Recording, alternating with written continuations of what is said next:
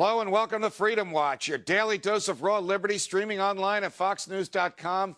I'm your host, Judge Andrew Napolitano, here defending freedom, defending your natural rights, and defending your right to have a government that stays within the confines of the Constitution. In 2003, the Bush administration approached the major telecoms in the United States and asked them to permit the FBI and other federal agents to spy on Americans by listening to their telephone calls and capturing other data from them without search warrants. All 5 of the telecoms declined to participate, whereupon the Bush administration promised them immunity from criminal prosecution and from civil liability. 4 of the 5 telecoms then willingly participated in the program. Qwest did not. Interestingly, its chairman and CEO, Joe Naccio, was promptly indicted for insider trading and convicted. On Monday of this week, 5 Democratic senators introduced legislation to rescind the retroactive immunity that Congress granted. That legislation would, if enacted, re-expose the telecoms to civil but not criminal liability. Meanwhile, Judge Vaughn Walker, faithful to his oath to uphold the Constitution, has declined to dismiss the cases against the telecoms. Joining me now is Jacob Hornberger, president of the Future for Freedom Foundation. Jake, welcome back to Freedom Watch. Thank you. It's nice to be here, Judge. Thank you. So we have a series of statutes which say, thou shalt not spy on Americans. We have the 4th Amendment to the Constitution, which says if the government wants to listen to a conversation of anyone in the United States, American or not, it's got to get a search warrant. And then we have a president and a Justice Department that go to the telephone companies and say, do this and we'll make sure that you don't get prosecuted. What's with this happening? The government works for us. Why should it be spying on us? Well, it's an absolute abomination. I mean, this is what the framers tried to protect us against in the 4th Amendment. This was the whole idea of the 4th Amendment, to protect we the people from unreasonable searches and seizures. And after the Church Committee hearings in the 70s, it was determined that the government was violating the 4th Amendment, and that's what the FISA statute was all about. But even that wasn't good enough for the Bush administration. He violates the FISA statute. He gets these telecom companies to violate the law, and then comes running back after violating the privacy rights of American citizens, running back and saying, please help me to protect these big telecom companies instead of protecting us, the people. So basically what happened is the Bush administration went to the telephone companies and said, break the law and we'll make sure you don't get prosecuted. And then it went to the Congress and said they broke the law, but it was for a good reason. It kept us safe. So enact a law that says they don't get prosecuted.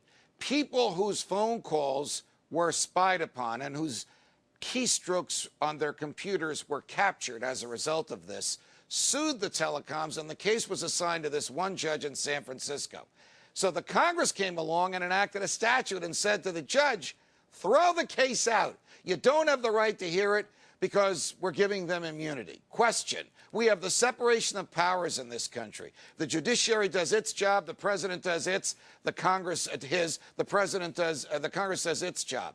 Can the Congress say to a federal judge, you can't hear this case? We told those defendants in your courtroom that they could break the law. Well, I don't think so. In fact, that was an argument that many of us were making at the time that Congress was considering this immunity statute. But fortunately, as you pointed out, the judge is not yet buying it. Now, he's got the matter under consideration. But here are customers of a telephone company, a telecom company, that have been told, look, your privacy rights are protected with this company. That's the representation they've received from this company. It's part of their contract. That contract's been violated. Their privacy rights have been violated. What the Congress is doing is saying, we're going to take away your cause of action for damages. You've been damaged. We're not going to let you recover for what you've been damaged for. I don't see how the Congress can get away with that. That's obviously what they've attempted to do, but let's hope that this federal judge says, you can't do that. You can't take away a person's property without due process of law. And Judge, what's wrong with just letting these telecom companies go into a court of law, defend themselves in these lawsuits, Let them rely on this warped version of patriotism that they seem to be relying on. Let them present it to a jury and judge. What's wrong with letting everyone have their day in court instead of this immunity stuff? What is it about the government? Everybody from George W. Bush to janitors in the White House took an oath to uphold the Constitution. What would prompt them to think that they could concoct a plan to avoid and evade the Constitution, to persuade people to commit crimes, and then help them get away with it? That's the opposite of what we elect a government to do. Well, I think it just confirms the vision of our ancestors and the framers of the Constitution. They understood something that all too many Americans don't realize, that the biggest threat to our freedom is the federal government. That's why you have limited powers in the Constitution. That's why you have a Bill of Rights, which is really a Bill of Prohibitions.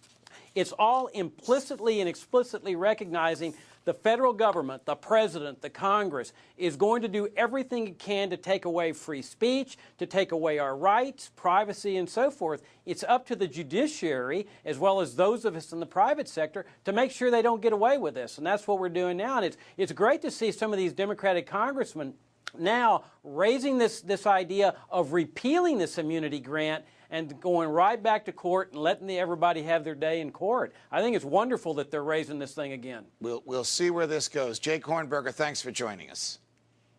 Thank you for having me, Judge.